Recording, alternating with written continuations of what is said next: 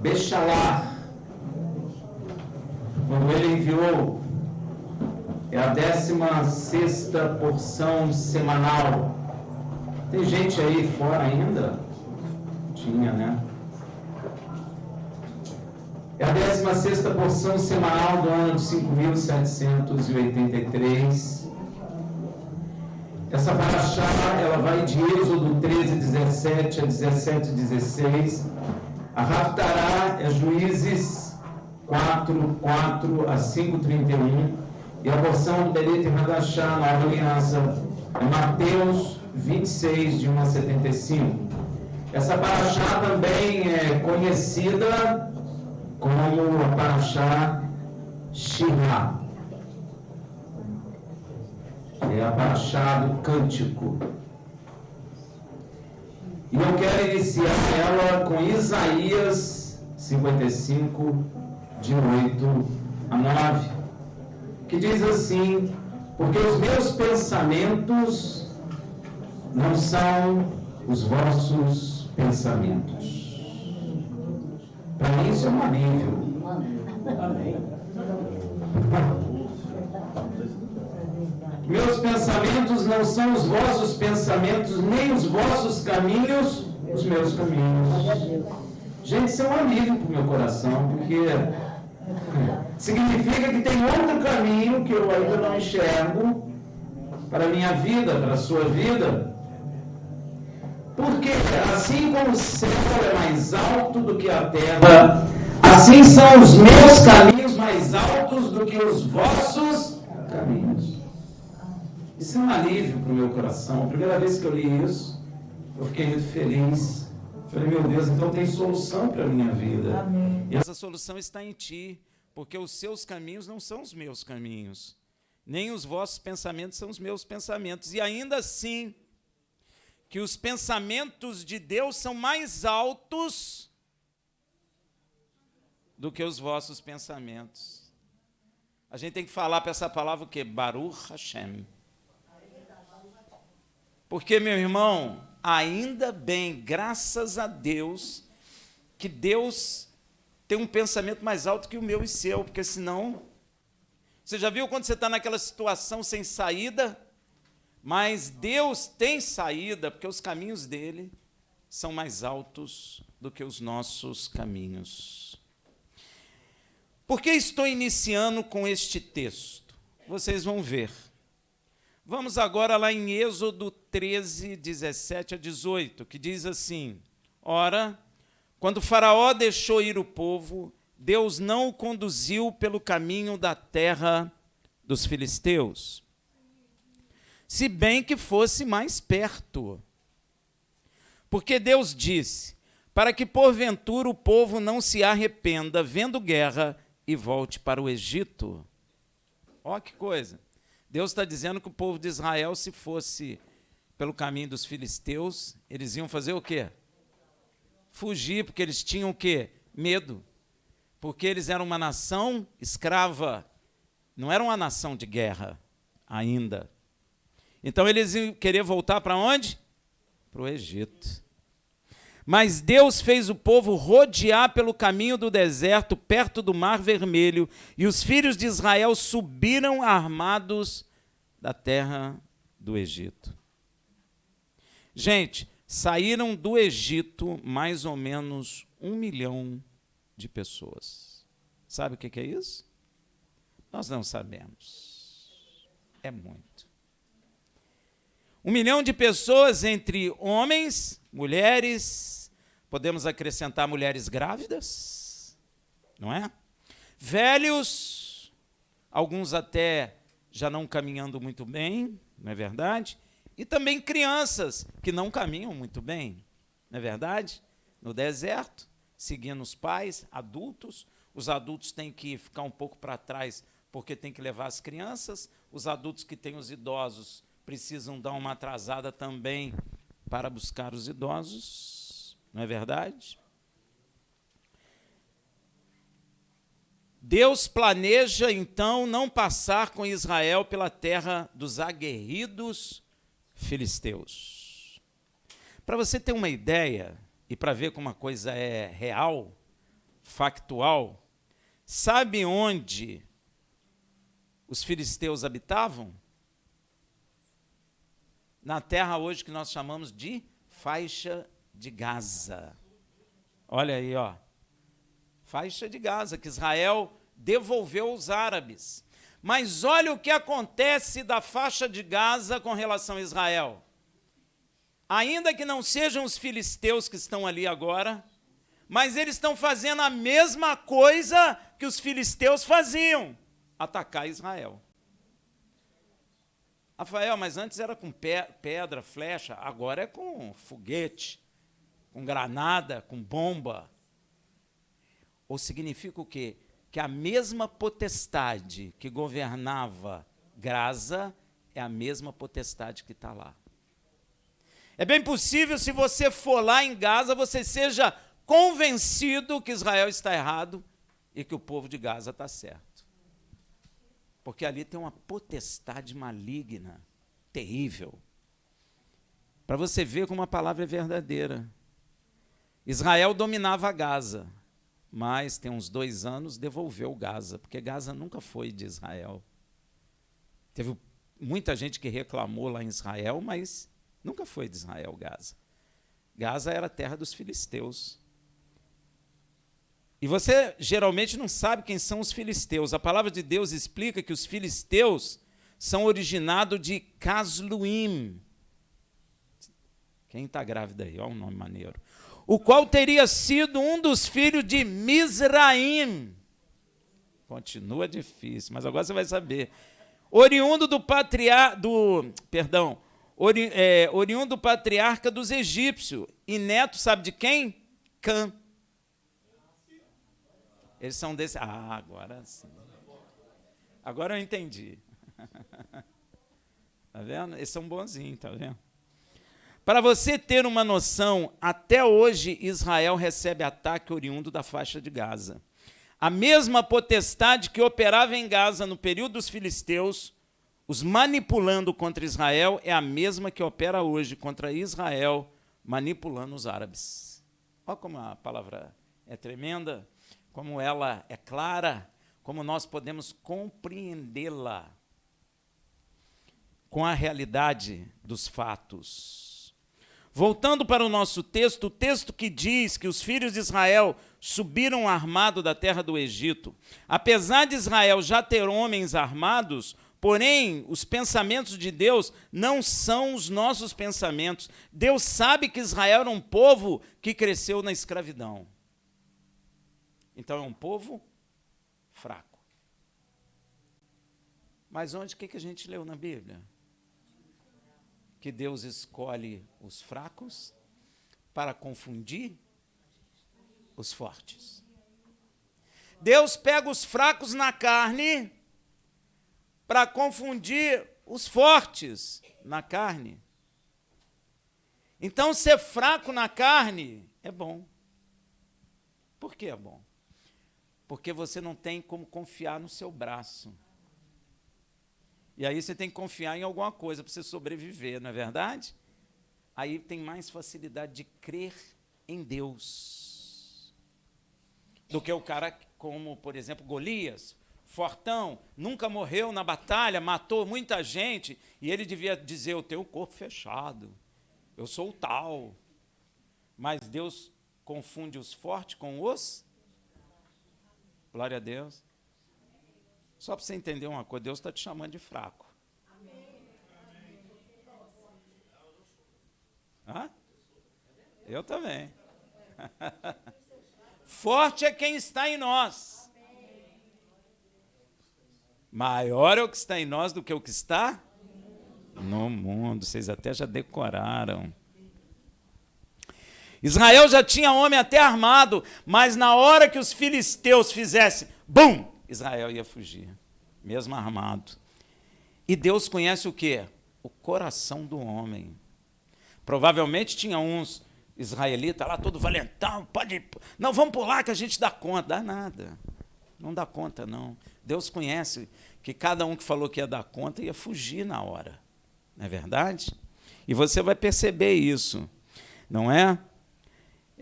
Deus sabe que Israel era um povo que cresceu na escravidão, dominado com rigor por outro povo.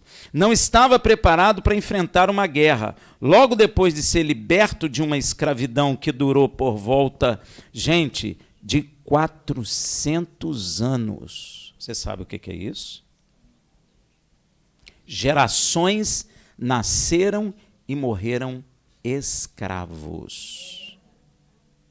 Então você imagina, você nasce escravo, gera filho na escravidão, ensina seu filho a ser escravo, porque você é escravo. Você ensina ao filho aquilo que sabe. Então seu filho aprende de você, você morre. Seu filho tem filho e ele vai ensinando o filho o quê? Escravidão. Aí ele morre. Aí o filho do seu filho vai ensinar o filho do seu filho do seu filho escravidão. Isso por 400 anos. No final dessa escravidão, qual é o conceito que tem na cabeça das pessoas? Somos escravos. Já entrou na alma, já faz parte da vida da pessoa.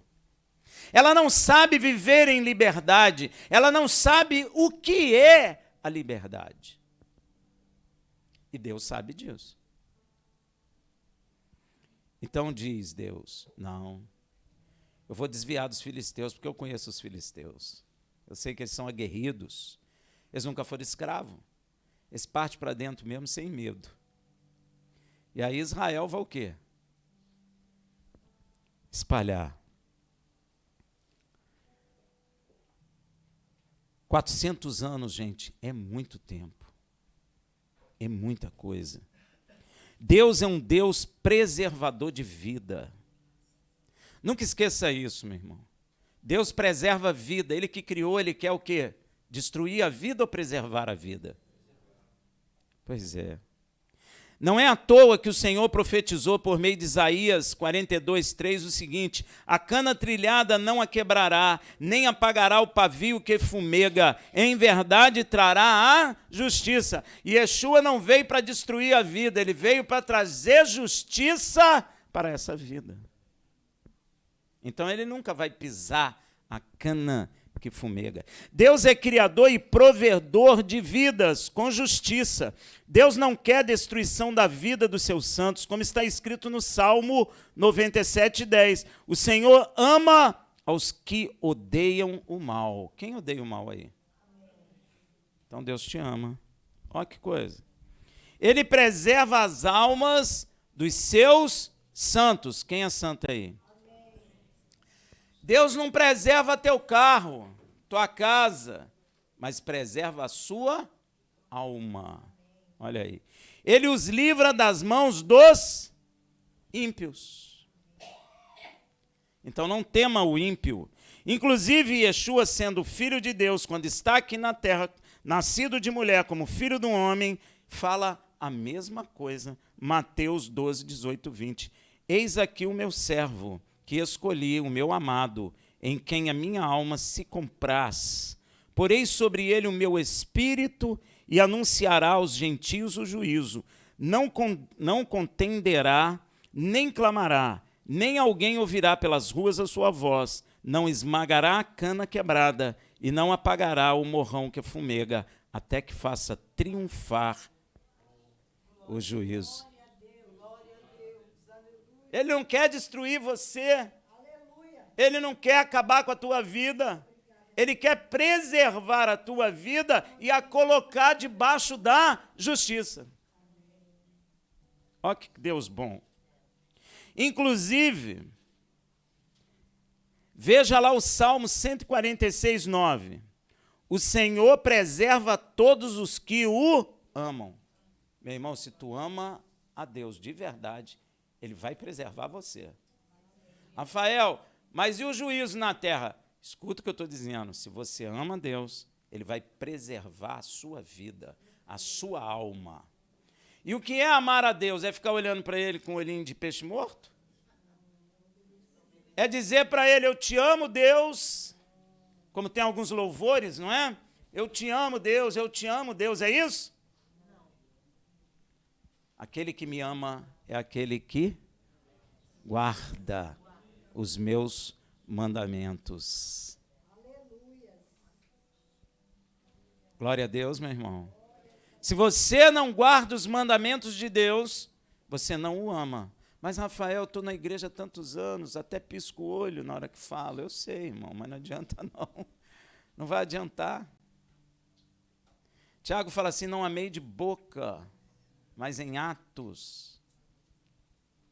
Aquele que me ama é aquele que guarda os meus mandamentos. Mas, Rafael, o mandamento de Deus acabou. Quem te disse? Você acreditou? Não acredita nisso não, meu irmão. Amém? Não acredita nisso não, porque isso aí é do inimigo. Porque aí você não vai amar a Deus nunca. Porque você está na igreja, está vivendo a vida do jeito que acha que tem que viver, não obedecendo o mandamento, e todo domingo você bate palma dizendo que ama Yeshua. Não é isso a salvação, meu irmão. A salvação importa ser lavado pela palavra. Importa amar a Deus, ou seja, obedecer a Deus. Yeshua fala assim, por que chama-me Senhor se não obedece o que eu falo? Nem adianta ficar dizendo, Jesus é meu Senhor. Se você não obedece, não adianta. Não é verdade? Então, na verdade, Deus não tem prazer nem na morte do ímpio, todos nós sabemos isso. Ele fala isso em Ezequiel 18, 23. Tenho eu algum prazer na morte do ímpio? Diz o Senhor Deus. Não desejo antes que se converta dos seus maus. Deus não deseja a morte, Deus criou a vida, meu irmão. Eu não sei se você já leu na Bíblia, né? Tem muita gente que fica filosofando sobre a morte, né? Mas a morte é inimiga, ela não presta, ela é ruim. Ela é a última inimiga a ser destruída, é a morte. Qualquer um poeta aí que fica fazendo poesia da morte, que ela é bacana, não sabe o que está falando, meu irmão. Na morte a gente vai para outra não sei o quê, tem um monte de coisa aí. Isso tudo é mentira, morte é inimiga e ninguém quer morrer. Se a gente puder, a gente se agarra num fio de vida que tem, a gente se agarra. Porque Deus colocou no nosso coração o desejo de eternidade, porque Deus não criou o homem para morrer. Vou dizer a você, você está aí atrás de pomadinha, de creminho, por causa da ruga. Não é? Mas Deus nem criou o homem para ter ruga.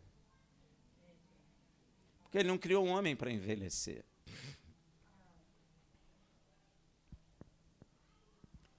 A morte é terrível. Mas Deus não se agrada dela. Deus quer te dar vida eterna para que tu não morra mais.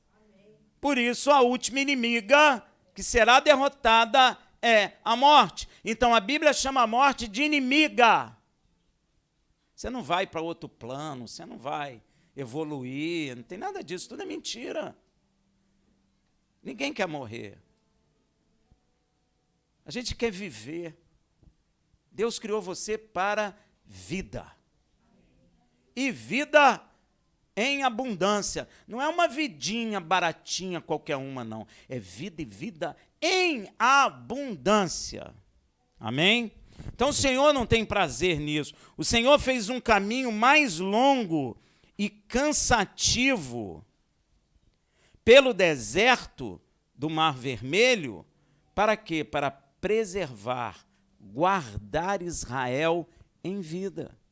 Deus podia fazer maravilha, não podia? Podia mandar Israel ficar na fronteira de Gaza e falar assim, Israel, olha agora o que eu vou fazer. E tchum, mandava raio e matava todos os filisteus. Passa agora, Israel. Podia ou não podia? Podia não, pode. Mas não faz. Deus...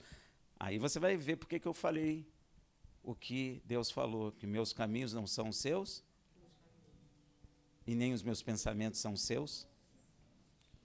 Nós pensamos assim, Deus destrói eles, mas Deus não tem prazer na morte do ímpio. Deus quer que os filisteus também se convertam.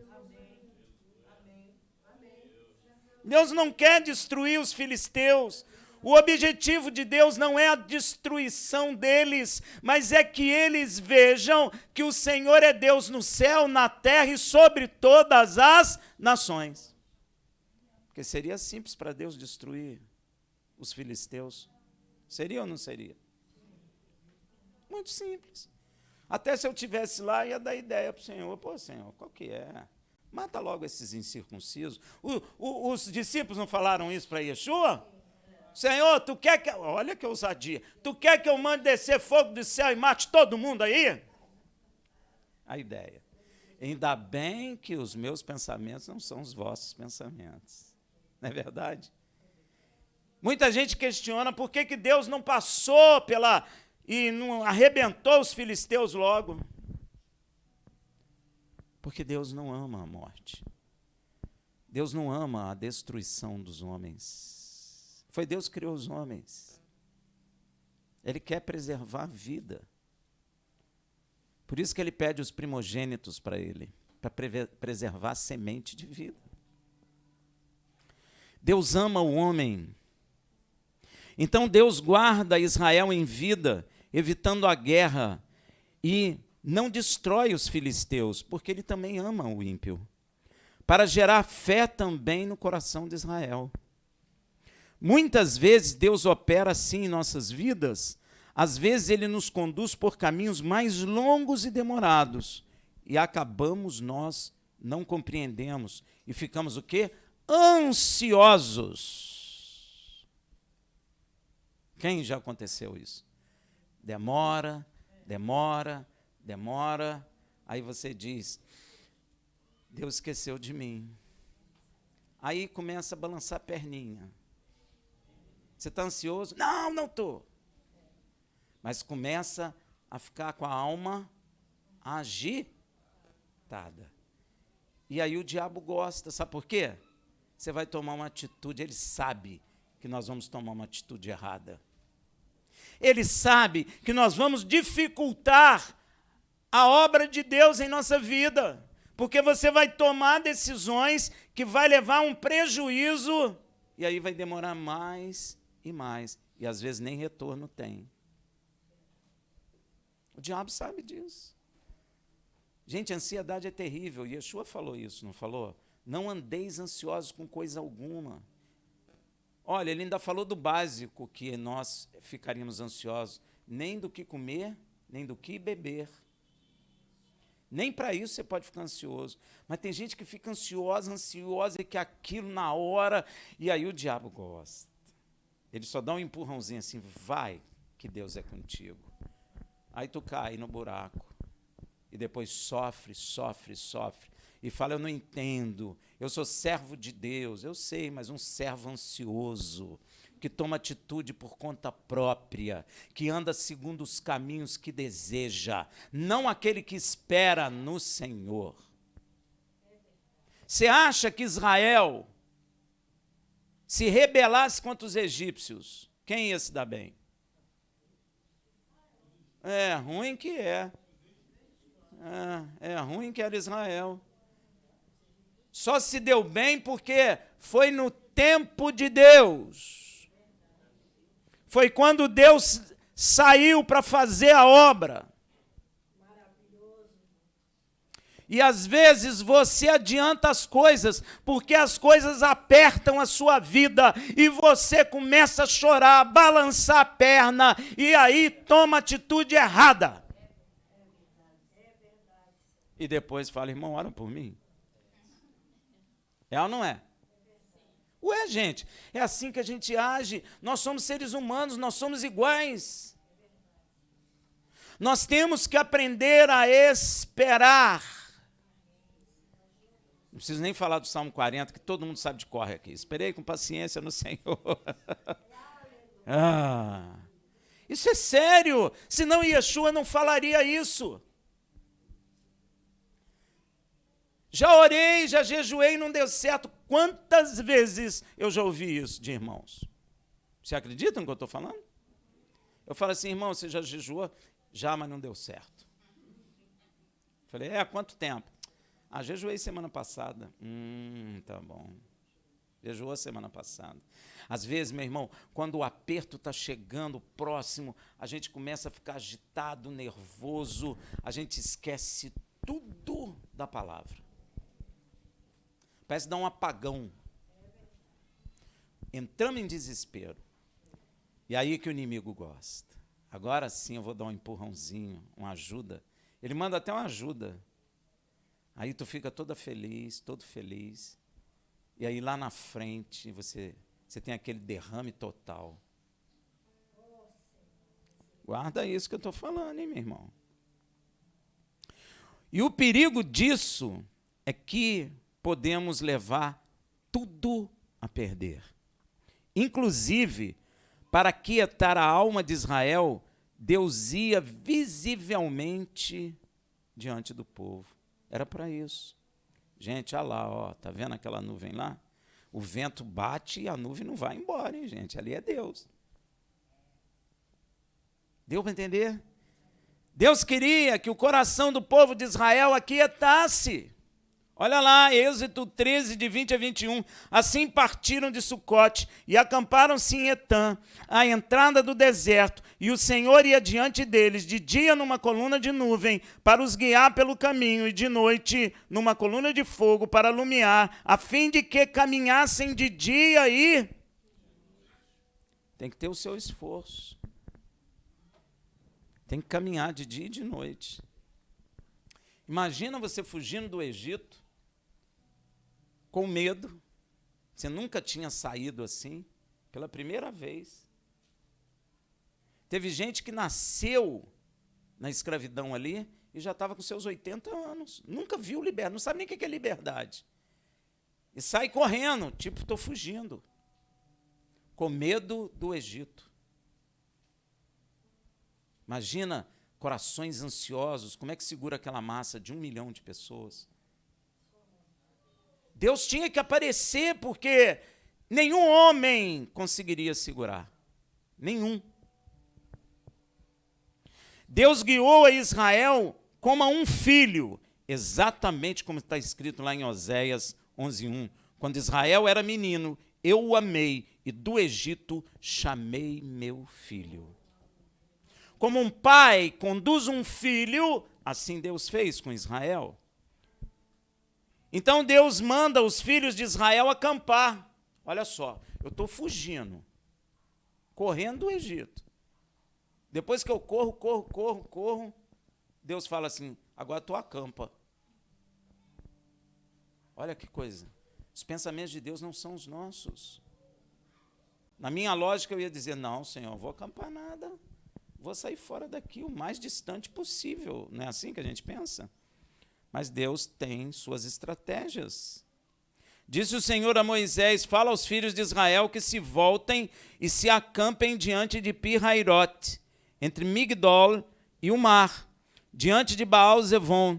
Em frente dele assentareis o acampamento junto ao mar. Gente, se vocês verem essa região, tem montanha de um lado, montanha do outro. Uma passagem tem o mar e atrás tem o deserto.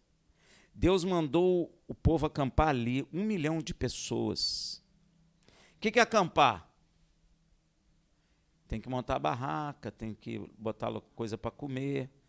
1 milhão de pessoas paradas diante do mar, sem ter onde, sem ter como fugir.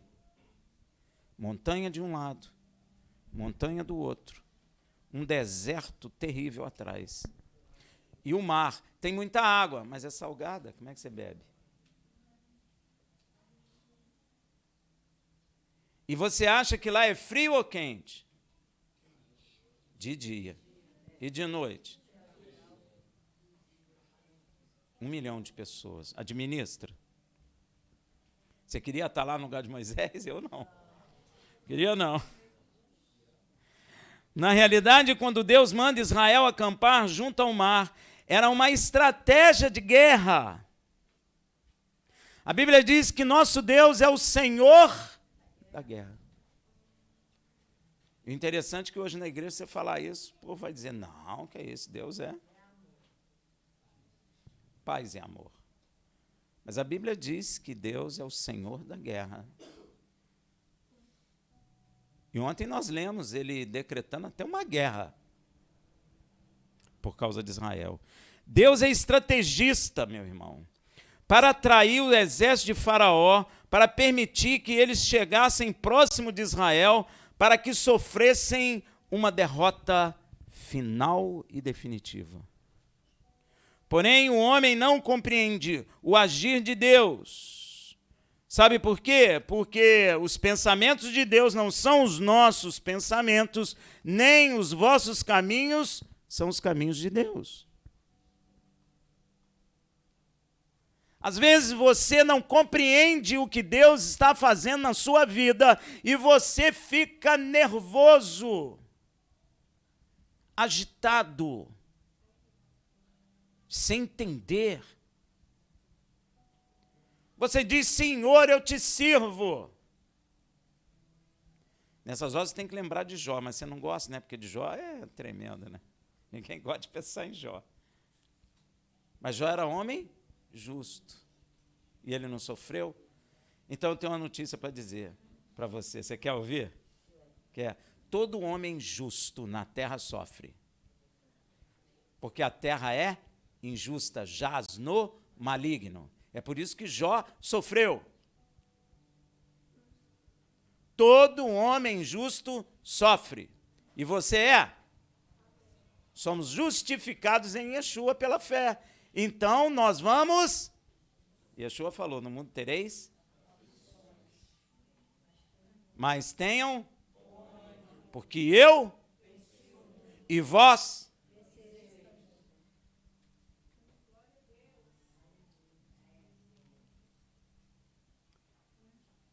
Logo, Israel, não compreendendo os pensamentos e estratégia de nosso Deus, vendo a aproximação do exército de Faraó, o que acontece?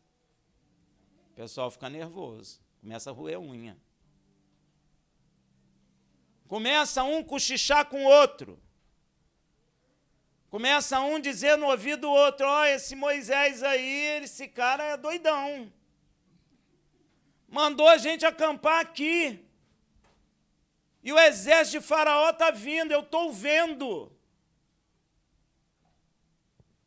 Eu imagino aquela poeira subindo lá embaixo, os cavalos, e o povo, caramba, esse Moisés não faz nada. Acabou permitindo que entrasse o que no coração de Israel? O medo. E quando o medo entra, a fé sai. Fé e medo não andam juntas. Não adianta. Se você tiver medo, a fé vai embora. Se você tiver fé, o medo vai. Viu Davi, 17 anos de idade? Teve medo do gigante? Porque ele tinha o que no coração? Quem tem fé, não tem medo. Quem tem medo, não tem fé. Rafael, eu quero ter os dois ao mesmo tempo. É ruim, hein?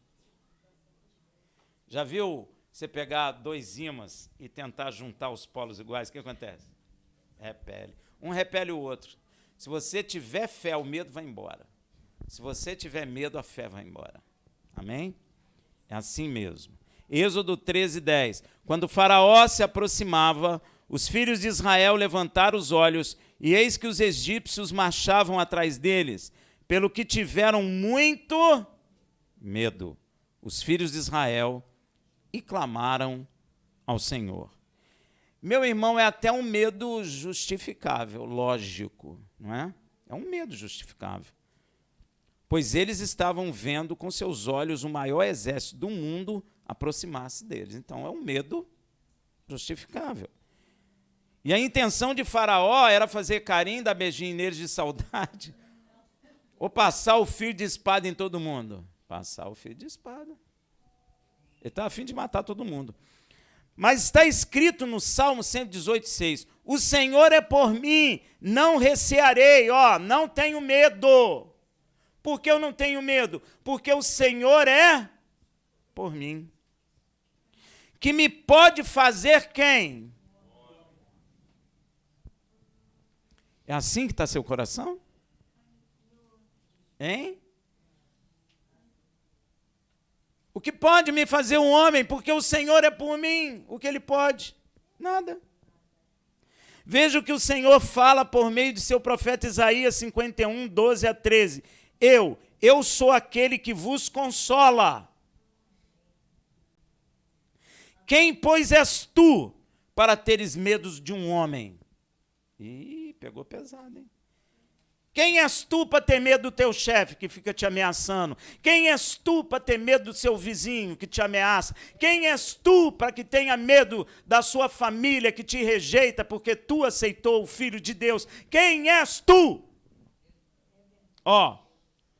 Para ter medo de um homem que é mortal ou do filho do homem que se tornará como um feno.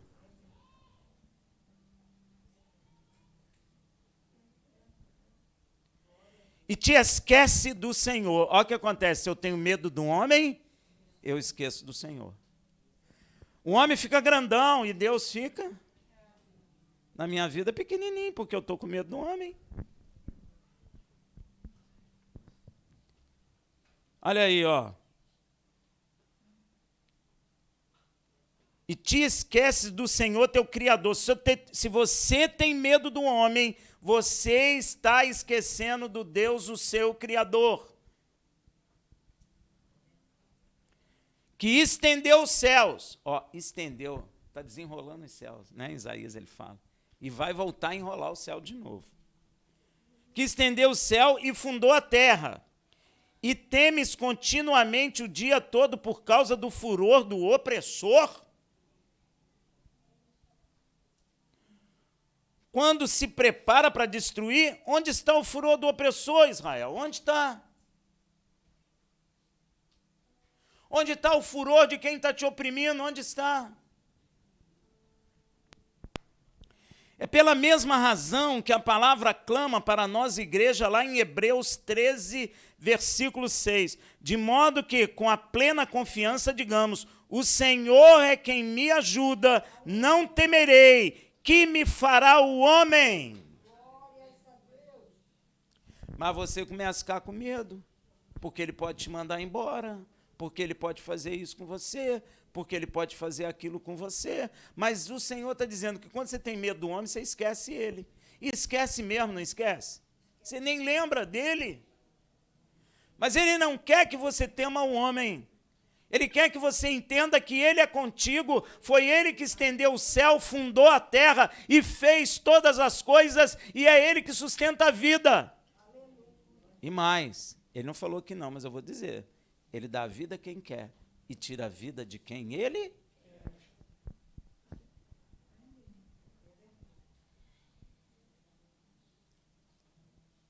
E às vezes a gente fica com medo do homem.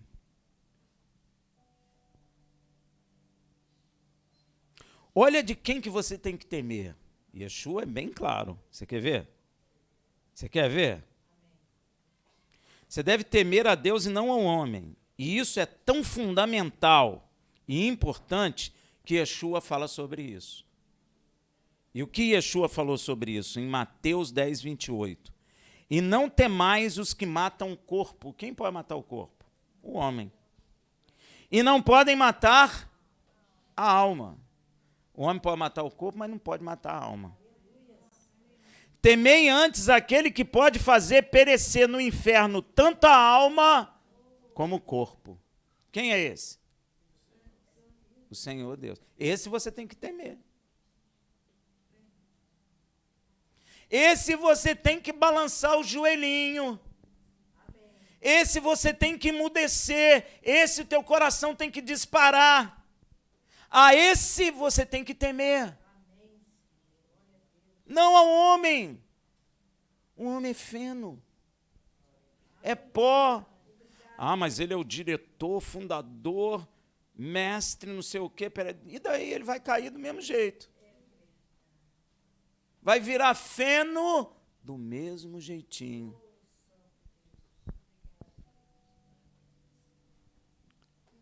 Quem pode lançar tanto a alma e corpo no inferno?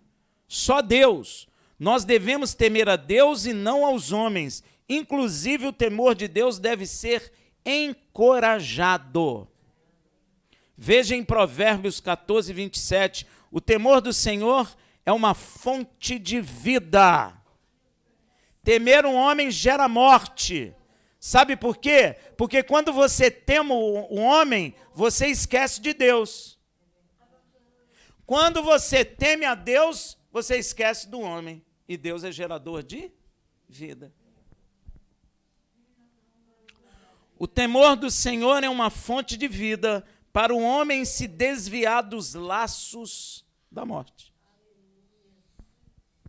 Quando tememos o que vemos, por exemplo, o homem, nós enxergamos os homens, somos levados à inquietude e à ansiedade da alma.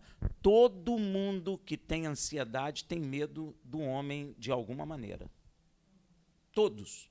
Rafael, mas eu vou para o psicólogo. Não importa. O fundamento do medo geralmente é o homem. Amém? Faz uma avaliação na sua vida. E a ansiedade é um transtorno que rouba a paz de quem se deixa dominar por ele. Todo mundo que tem medo, ansiedade, não tem paz. Não tem. Tem medo de tudo. Já viu a famosa depressão? É isso. Rafael, mas tomei uma bomba legal, dormi muito. Mas não adianta nada, você dorme, acorda, dá de novo. Naquele período que você está dormindo, você esqueceu, porque você dormiu, né? Mas depois que acorda, outra bomba. Não adianta. É uma arma usada, sabe por quem? Pelo nosso inimigo, para acelerar e descontrolar sentimentos e pensamentos. É ou não é? Quando a gente fica com medo, ansioso, a gente pensa, não pensa muito, não sente muito. Uma hora está sentindo bem, outra hora está sentindo mal. Balança a perna quando está sentado, não é? Rói unha. É ou não é? Fica fazendo coisa com a mão. Hein? Oh, então, tá vendo como Deus cura a alma do homem? Oh, e essa arma é usada pelo inimigo. Porque ele quer, quem? A gente desequilibrado. Imagina se ele consegue desequilibrar 1 milhão de pessoas. Acabou, quem segurava aquele povo? Só Deus mandando raio. Ninguém mais segura, meu irmão. Se você tiver ansiedade, ninguém te segura, não. Ah, mas eu tomo remédio. Não adianta, meu irmão. O remédio é uma bomba, você dorme, mas depois você continua ansioso. Tem gente suicidando por causa disso.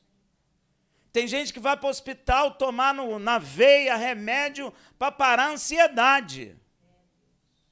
E não adianta. Naquele momento ali, a pessoa desmonta, mas e depois? Você vai ficar injetando remédio, acorda, injeta remédio, acorda, injeta remédio de novo. Você vai destruir a pessoa.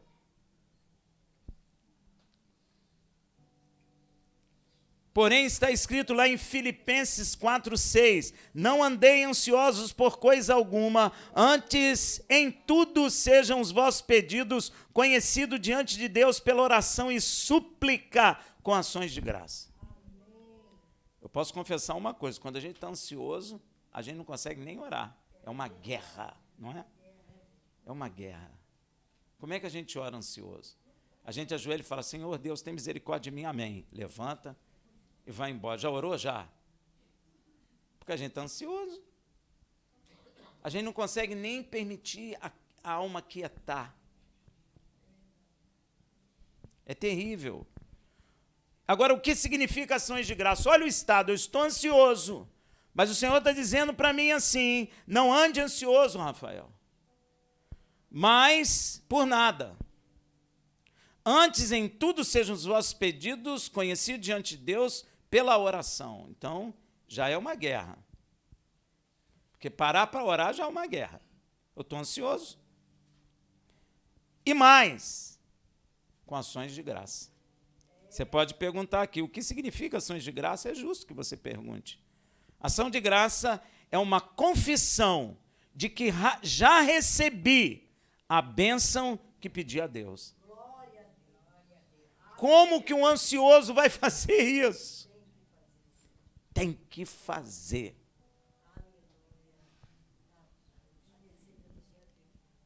É o remédio. Bota teu joelho no chão e ainda que a tua alma esteja agitada, aquieta ela, como Davi falou, aquieta a minha alma, porque o meu socorro vem do Senhor. E já diga, Senhor, ações de graça, obrigado, porque essa vitória que eu te pedi, eu já a tenho.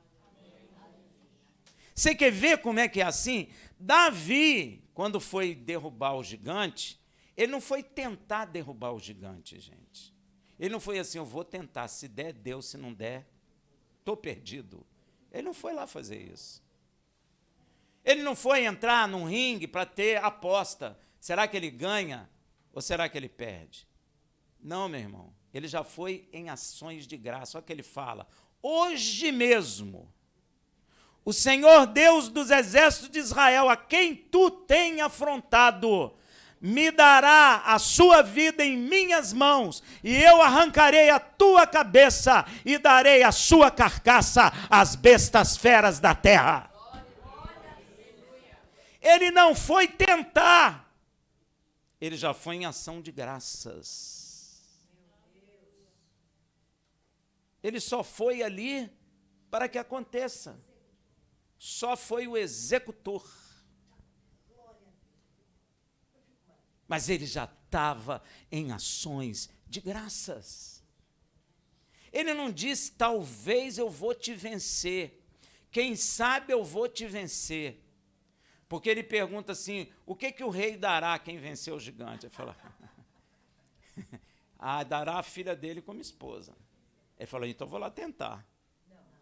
Ele não foi fazer isso. Ele já sabia, ele já estava em ação de graças. E às vezes você vê o seu problema, em vez de dar ações de graça pela vitória, não. Você fica, Deus. Aí você ora hoje, Deus, tem misericórdia de mim, me ajuda aí nisso aí. Aí amanhã não acontece nada, Deus, tem misericórdia de mim, ajuda nisso aí. Então você nunca dá ação de graças. Você está sempre pedindo. Imagina Davi, Senhor, me faz ganhar esse gigante aí. Espera um pouquinho, jejua 70 dias. Imagina se Davi ia fazer isso. Era imediato. Quantos de nós não tem problema imediato e não fica assim, Senhor, me ajuda, Senhor, me ajuda. Mas a palavra está dizendo é que toda a minha necessidade tem que ser apresentada diante de Deus em oração e em ações de graça. Já dizendo, Senhor, muito obrigado pelo gigante que o Senhor entregou na minha mão. Agora eu vou cortar a cabeça dele e lançar a sua carcaça às bestas feras da terra. Muito obrigado, Senhor.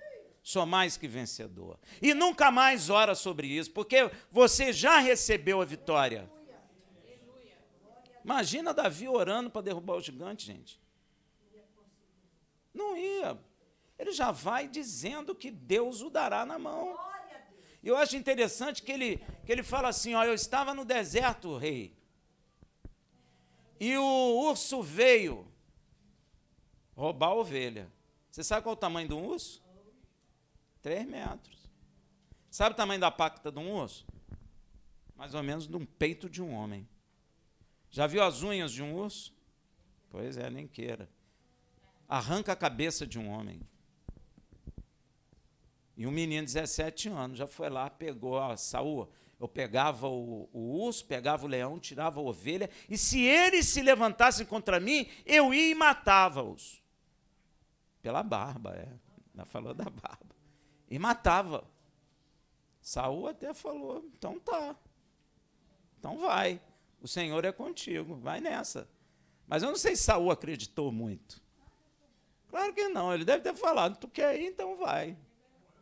Por trás ele apostou no gigante, então aí, ó. Quanto? 200 moedas de ouro no gigante. Perdeu, né? Perdeu. Mas qual homem em sã consciência apostaria em Davi? Ninguém, né, gente? Nem você, nem eu. Você ia botar descansar seus dólares no gigante, né? Ia ou não ia? Claro que ia. Ainda ia cochichar pro pro vizinho, pô, vou ganhar muita grana hoje, sem fazer nada, só vendo o menino ser destruído. Porque bastava o gigante sentar no peito dele e acabou, né? Ele nem respirar ia mais. Cara pesado daquele jeito. Mas ele não foi na força da carne. Davi disse, você vem com armas e lanças, mas eu vou contra ti no nome do Senhor, Deus dos exércitos de Israel, que tu tem afrontado. Isso é tremendo, né, meu irmão? Pois é. É assim que Deus nos quer, já orando e agradecendo em ações de graça. Porque uma forma de oferecer gratidão ao Deus Todo-Poderoso é a ação de graça pela sua bondade e misericórdia. Eles clamaram a Deus, isso eles fizeram certo no deserto, mas ficaram com muito medo. Eles sentiram o medo da morte iminente, e o medo vem de mãos dadas com a incredulidade e a dúvida. Entrou medo, tu duvida. Você quer ver como é que é isso? Veja o que aconteceu com Pedro quando Yeshua veio ao encontro de seus discípulos andando sobre o mar. Pedro pede para ir até Yeshua sobre as águas. E Yeshua simplesmente fala o quê? Vem. Yeshua não bateu o tambor, pulou, deu cambalhota e falou assim, digo, venha. Ele falou simplesmente, vem. Vamos lá em Mateus 14, 29 a 31. Disse-lhe Yeshua, vem. E Pedro fez o quê? Descendo do barco. Foi. Simples assim. Descendo do barco e andando sobre as águas, foi ao encontro de Yeshua. Mas sentindo o vento, teve o quê? E começando a submergir, clamou, Senhor, salva-me. Imediatamente estendeu Yeshua a mão, segurou e disse-lhe, homem de pouca fé, por que duvidaste? O medo anda de mão dada com a dúvida. Você tem medo de perder emprego? A dúvida entra. Você tem medo de ficar doente? A dúvida entra. Tem medo de não conseguir? A dúvida entra. Você tem medo de morrer? A dúvida entra.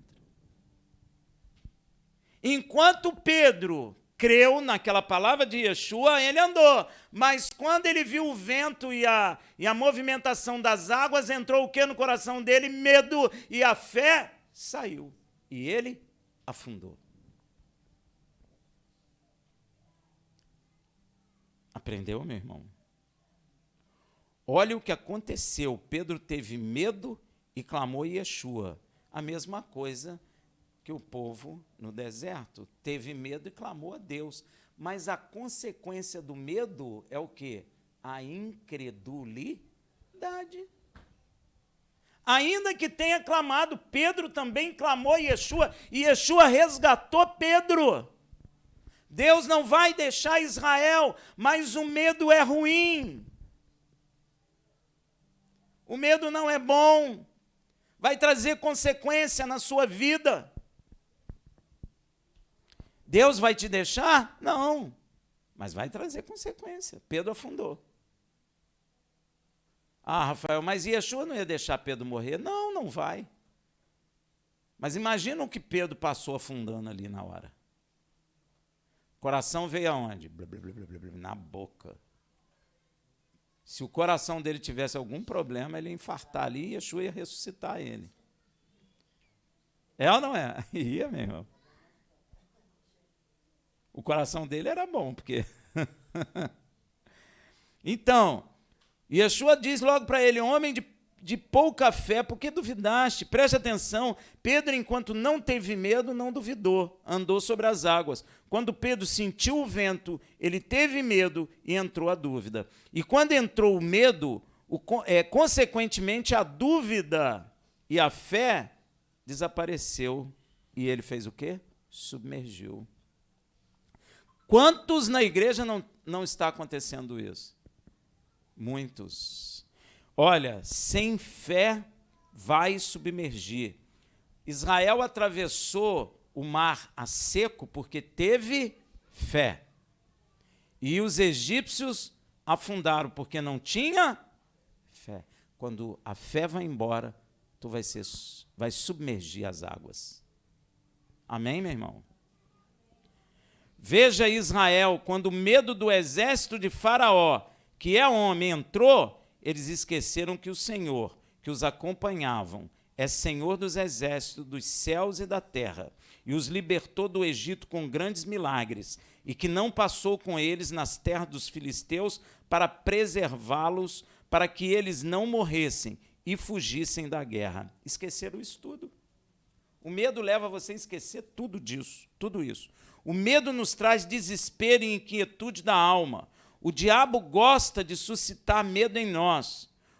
Quando somos libertos por Deus, começam a vir as tribulações, resistência contrária, familiares são contra. O diabo é que suscita isso, pois com medo nós não nos importamos com a fé e nem com os milagres que outrora Deus fez em nossas vidas. Você esquece tudo. Amém? E Yeshua disse, no mundo terei aflições, e quando as tribulações aparecem, o medo vem. Porém, não devemos deixar o medo tomar conta, pois quando o medo toma conta, muitos querem até desistir e retornar, sabe para onde? Para a escravidão. Aí eu vou ensinar um princípio espiritual para vocês. O diabo acaba tendo direito de nos escravizar, porque temos medo. Deu para entender? E isso é perigoso, muito perigoso. Olha o que aconteceu, olha o povo de Israel com medo, olha o que eles falam para Moisés, Êxodo 14, 11 e 12. E disseram a Moisés, foi porque não havia sepulcro no Egito, que de lá nos tiraste para morrer neste deserto? Por que nos fizeste isso, tirando-nos do Egito? Não é isso que te dissemos no Egito, deixa-nos que sirvamos aos egípcios? Que loucura! Pois melhor nos fora servir aos egípcios do que morrermos nesse deserto. Nós, quando temos medo, esquecemos da fé, esquecemos do Senhor, esquecemos de tudo que Deus fez por nós e acabamos nos levando à escravidão novamente. Uma coisa que eu tenho visto na igreja, meu irmão, Deus falava tanto comigo antes, mas agora não está falando. Aí começa. Mas, meu irmão, se Deus falar todo dia conosco, não precisa de fé. Yeshua falou assim, mas bem-aventurado aquele que não viu e... É claro que a gente quer que Deus fale. Mas imagina, eu acordo de manhã, Deus fala comigo. Eu vou sair, Deus fala comigo. Eu vou para um lugar, Deus fala, eu volto, Deus fala, Deus fala, Deus fala, Deus fala. O dia que Deus para, o que acontece? Eu falo que será que eu pequei? É ou não é? Está rindo, né? É assim que a gente é. Ué, mas você acha que Deus falou todo dia com Jacó? E quando José sumiu, Deus falou com Jacó, Jacó, é de mentirinha, Jacó. Fica tranquilo, seu filho não está morto. Não, Jacó. Você vai ver, seu filho vai reinar. Ele falou isso? Deus nunca falou com Jacó a respeito de José. Jacó sumiu, José sumiu. E Jacó falou assim, descerei ao Sheol com as minhas cãs brancas, aí então verei meu filho. E Deus falou, não, Jacó, é de mentirinha, Jacó, fica tranquilo, não conta para ninguém não, hein? Só estou falando para você. Ele não fez isso. Jacó passou anos e anos, mais de 13 anos, no coração, achando que José tinha sido morto. Deus não fica falando com você toda hora. Não é porque Deus não quer, é porque a sua fé é mais preciosa do que ouro de Ofir. Sem fé, nenhum homem vai agradar a Deus. Então, nós temos que exercitar a fé. Olha que coisa interessante. Está escrito que Deus falou assim: Davi, levanta aí, Davi. Hoje você vai derrubar um gigante. Vou, Senhor, vai. Pode ir tranquilo, tá bom? Você vai que eu estou na frente. Na hora que você levantar a mão, eu já derrubo, dou um cascudo no gigante, já derrubo ele. É, Senhor, é.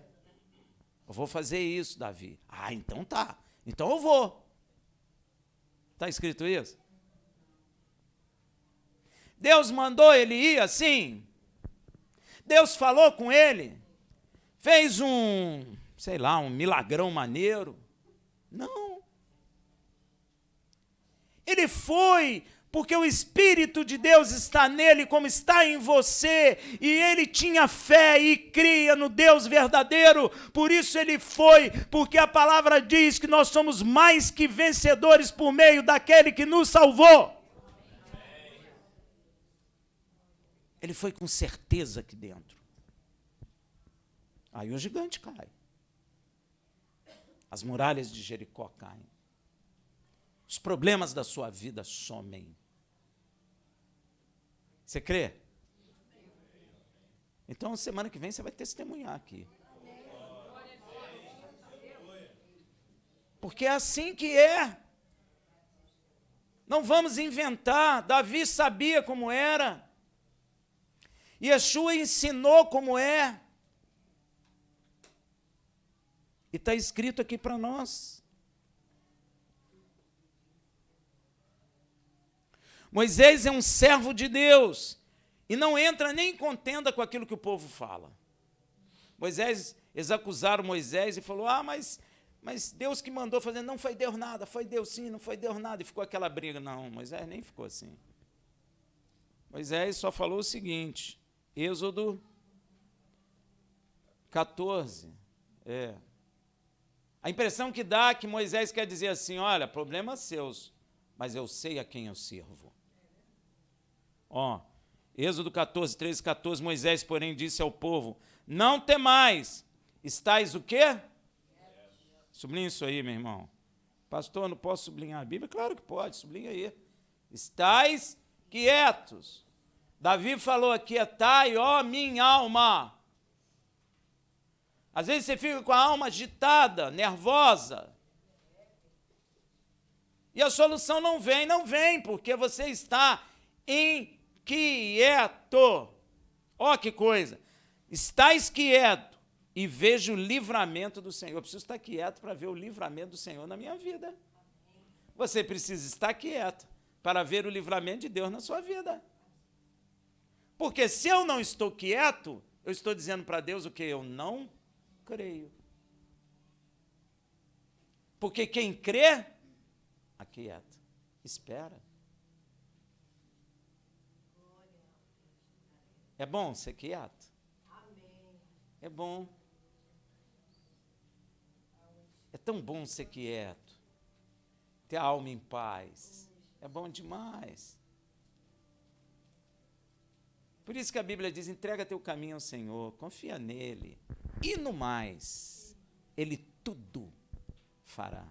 Mas, Rafael, estou na beira do abismo, e daí? Ele estende a mão e te segura. É confiar. Confiança é muito boa. Não temais, estáis quieto e vede o livramento do Senhor, que ele hoje vos fará, porque aos egípcios que hoje viste, nunca mais tornareis a ver. O Senhor pelejará por vós e vós vos calarei. Vai calar tua boca, ô incrédulo. É isso. Ou você é ansioso, ele vai calar tua boca. E nem vai te dar um remédio. Ele vai operar e tu verá. Sem remédio nem nada. Quando o medo toma conta do nosso coração, nós temos a tendência de fazer algo com a força do nosso braço. Tomamos decisões erradas. Nós agimos por desespero, por conta própria, e é aí que muitos de nós perecem. Porque você não tem fé. Você está desesperado. E é exatamente o que o inimigo quer. Meu irmão, se você prestar atenção na natureza, você vai ver isso. O que os carnívoros, os leões, fazem com as manadas dos herbívoros para eles comerem? O que eles fazem? Hein? Nem sempre, mas eles fazem o que primeiro? Está a manada lá. O que eles fazem? Os leões ficam em posições estratégicas e um sai e faz o que com a manada? Espanta a manada. E o que acontece? Fica todo mundo desesperado e cada um corre para um lado, não sabe nem para onde vai. Ficaram ansiosos. E aí tem leão em cada lugar estratégico para segurar os ansiosos. O diabo age assim. O diabo quer espalhar, o diabo quer que a sua alma fique ansiosa, que você passe a sua ansiedade para o que está do lado, e o que está do lado passe para o outro, e aí vai contaminando o corpo todo, aí dispara todo mundo, cada um para um lado. Você já viu as filmagens?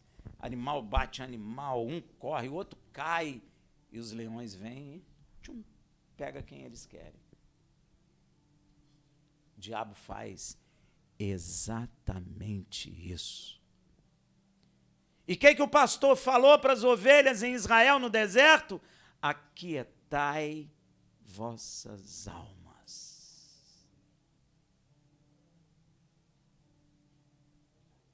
Aprendeu, meu irmão? Exatamente isso que o inimigo quer. Olha para a natureza, quando o animal carnívoro quer caçar os animais herbívoros na África, a primeira coisa que o carnívoro faz é espantar as manadas, para gerar medo, angústia e pânico. E gera. Eles já aprenderam isso. Eles sabem que acontece isso. E com isso os carnívoros separam um da manada em pânico e matam. E se alimenta. É sempre assim, não muda. Nem os herbívoros aprendem e nem os carnívoros esquecem. É sempre assim. Mas nós podemos aprender. Não importa a dificuldade que vem, mas o nosso coração tem que ficar em paz. E nós temos que chegar ao Senhor e levar em oração a nossa dificuldade. E chegar depois em ações de graças. Porque Deus é bom. Por isso Moisés diz, aquietai, fiquem quietos e calmos. E Moisés os lembra que é Deus que lutará por Israel contra o forte e poderoso Egito. Pois está escrito no Salmo 40, de 1 a 7, Deus é o nosso refúgio e fortaleza, socorro bem presente aonde? Na angústia, pelo que não temeremos, ainda que a terra se mude, e ainda que os montes se projetam para o meio dos mares, ainda que as águas rujam e espumam, ainda que os montes se abalam, pela sua braveza, há um rio cujas águas correntes alegram a cidade de Deus, o lugar santo das moradas do Altíssimo. Deus está no meio dela, não será abalada. Bramam nações, reinos se abalam. Ele levanta sua voz e a terra se derrete. O Senhor dos Exércitos está conosco. O Deus de Jacó é o nosso refúgio. Imagina só, por um momento, se Israel recuasse e não desse ouvido ao que Moisés falou, estais quieto. Israel estaria hoje aqui? teria perecido. Israel pereceria e não veria a grande maravilha que Deus estava para operar naquele lugar. E às vezes Deus está permitindo você estar num estado, às vezes, que parece de perigo iminente, porque Deus quer operar uma maravilha na sua vida, mas a sua alma não aquieta e faz você correr como os herbívoros na África. Aí o diabo faz o quê? Rola de rir e destrói aquilo que Deus quer fazer na sua vida. Às vezes Deus quer levantar a sua cabeça, às vezes Deus quer dar honra a você, mas você, a alma não para, não aquieta, quer resolver logo, quer sair logo, quer fazer alguma coisa. Aí o diabo gosta, porque você corre e vai fazer o que você acha. E aí o diabo vem e te prende. E aí a gente só escuta o berro. Igual Pedro. Yeshua liberta de novo? Liberta. Mas a consequência às vezes é grande. Quem poderia imaginar que o mar se abriria? Os pensamentos de Deus não são os nossos pensamentos. Quem imaginaria isso, gente? Nós sabemos porque lemos agora. Mas Moisés não imaginava. Deus não falou que Moisés estava dormindo, mostrou, vou abrir o mar. Moisés ficou tchan-tchan, mastigando um chiclete, sei lá, tomando um refresco. O pessoal nervoso, e fica quieto. O mar vai se abrir, gente. Por que essa preocupação toda? Deus não falou com ele, meu irmão.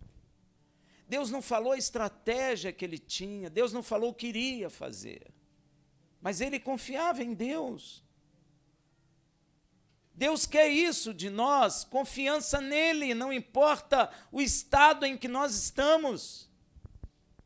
Quando eu consigo dar ações de graça a Deus, é porque dentro de mim eu criei nele.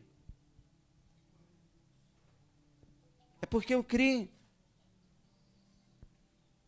Quem poderia imaginar que o mar se abriria para Israel passar em pé seco como uma estrada?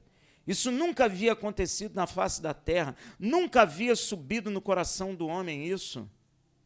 Para vermos as maravilhas de Deus, precisamos aquietar nossa alma em meio às tribulações, para deixar Deus agir em nossa vida segundo a sua vontade, pois os caminhos de Deus não são os caminhos dos homens.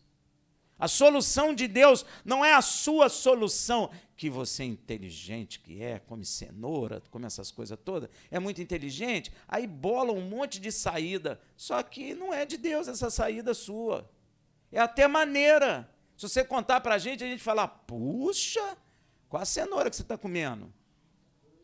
Não é? Que ideia boa, gostei, mas às vezes Deus não quer nada disso. Qual era a ideia que a gente dava para Moisés? Vamos fazer barco, né? Boa ideia. Para todo mundo ir remando. Um monte de gente remando, o barco vai correr. Não é? Ou vamos subir para os montes, sei lá. Deve ter tido um monte de ideia lá, mas nenhuma delas era de Deus. Ninguém imaginava mar abrir. Ou eu vou até dizer a você, nem hoje as pessoas acreditam. Mas os pensamentos de Deus não são os nossos. E aquilo que Deus tem preparado para nós nem subiu no coração do homem. Ninguém sabia disso. Se Moisés não havia tido paz no seu coração, nós não teríamos essa maravilha escrita. É tremendo, Deus é tremendo. E Deus não mudou. Para vermos as maravilhas de Deus, nós precisamos aquietar o nosso coração, a nossa alma, em meio a todas as tribulações. O que aconteceu com Israel naquele dia é exatamente o que o rei Davi canta no Salmo 42:5. Porque está abatido a minha alma, e porque te perturbas dentro de mim, espere em Deus, pois ainda o louvarei pela salvação que se há na sua presença.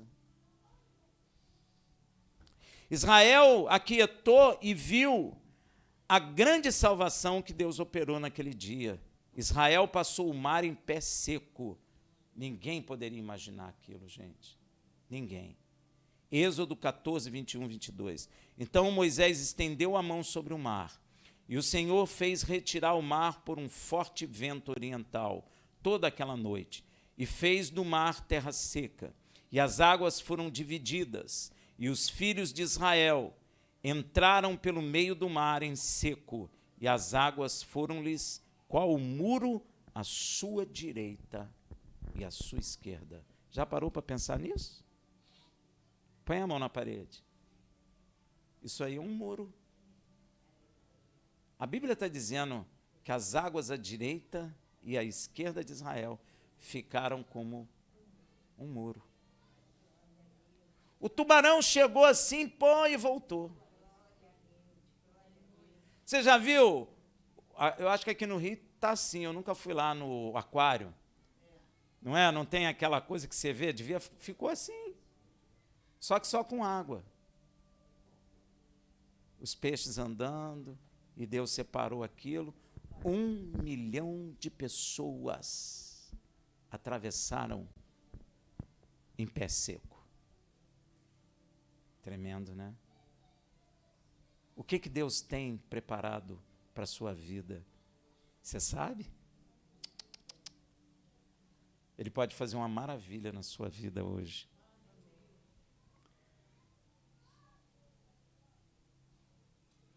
Depois que o povo de Israel passou, Deus manda Moisés estender sua mão sobre o mar. Veja em Êxodo 14, 27 e 28. Então Moisés estendeu a mão sobre o mar, e o mar retornou a sua força ao amanhecer, e os egípcios fugiram de encontro a ele. Assim o Senhor derrubou os egípcios no meio do mar. As águas, tornando, cobriram os carros e os cavaleiros. Todo o exército de Faraó, que atrás deles havia entrado no mar, não ficou nem sequer um deles. Todos morreram. Assim Deus salvou Israel da mão dos egípcios. Assim como Noé foi salvo pelas águas e os ímpios mortos, agora Deus também, por meio das águas, salva Israel e pela água afoga os egípcios. Parece até que Deus repete as coisas. Porque assim também Deus tem nos salvo pelas águas, e quando nós somos batizados nas águas, nós condenamos o mundo ímpio e somos salvos por meio das águas. Deus repete. Deus sabe fazer as coisas. Nós não, mas Ele sabe. E as coisas de Deus são perfeitas. E o mais interessante, que naquele período os egípcios não tinham possibilidade de atravessar, porque eles não tinham fé. Mas hoje, todos aqueles que creem de coração, são salvos pelas águas, como foi Noé e como foi Israel. Então Israel pôde ver com seus olhos essa grande salvação. Êxodo 14, 31. E viu Israel a grande obra que o Senhor operava contra os egípcios, pelo que o povo temeu o Senhor e creu no Senhor e em Moisés, seu servo. Então, até então, eles não estavam crendo. Mas a partir daquele momento, eles passaram a crer no Senhor e em Moisés. Sempre que Deus manifesta a sua glória, é para que os homens creiam nele. Assim também fez o Filho unigênito do Pai. Veja em João 2,11. Assim deu Yeshua início aos seus sinais em Caná da Galileia e manifestou a sua glória, e seus discípulos creram nele. Foi quando ele transformou a água em e o melhor vinho. E com esta grande salvação, todos nós cantamos, inclusive Moisés e Miriam, e todo o povo de Israel. É por esta razão que esse Shabat é chamado Shabat Shirá, o Shabat do cântico. Porque Moisés cantou com Israel essa bela canção profética. Veja em Êxodo 15, de 1 a 10. Então cantou Moisés e os filhos de Israel este cântico ao Senhor. E falaram dizendo: cantarei ao Senhor, porque gloriosamente triunfou, lançou no mar o cavalo e seu cavaleiro. O Senhor é a minha força e o meu cântico, ele me foi por salvação. Este é o meu Deus, portanto louvarei. Ele é o Deus de meu pai, por isso o exaltarei. O Senhor é homem de guerra, Yud-Re-Vav-Re é o seu nome. Lançou no mar os carros de Faraó e seu exército, e os seus escolhidos príncipes afogaram-se no mar vermelho. Os abismos os cobriram, desceram as profundezas como pedra. A tua destra, ó Senhor, se tem glorificado em poder. E quem é a destra de Deus? Glória a Deus. Ó Senhor, tem despedaçado o inimigo, e com a grandeza da tua excelência derrubaste aos que se levantaram contra ti. Enviaste o teu furor, que os consumiu como restolho, e com o sopro das suas narinas amontoaram-se as águas, as correntes pararam como montão, os abismos coalharam-se no coração do mar. O inimigo dizia: perseguirei, alcançarei, repartirei os despojos, fartar-se-á minha alma deles, arrancarei a minha espada, a minha mão os destruirá. Sopraste com teu vento, o mar os cobriu, afundaram-se como chumbo em grandes águas. E o que eu quero dizer a você, que a mesmo cântico de Israel, que eles cantaram em glória a Deus, é o mesmo cântico que nós temos que cantar, porque é a mesma coisa que tem Deus feito em nossas vidas. Tem nos salvado, tem nos livrado dos inimigos, e ainda que teu coração tema, aquietai-vos, porque você verá a grande maravilha que Deus fará em nossas vidas. Se no passado eles cantaram com aquela grande salvação que Deus operou por meio de Moisés, então o que dirá nós? Nós não cantaríamos diante de tão grande salvação que Deus, por meio de seu Filho Yeshua, tem operado em nossas vidas? Amém. Glória a Deus. Shabbat Shalom.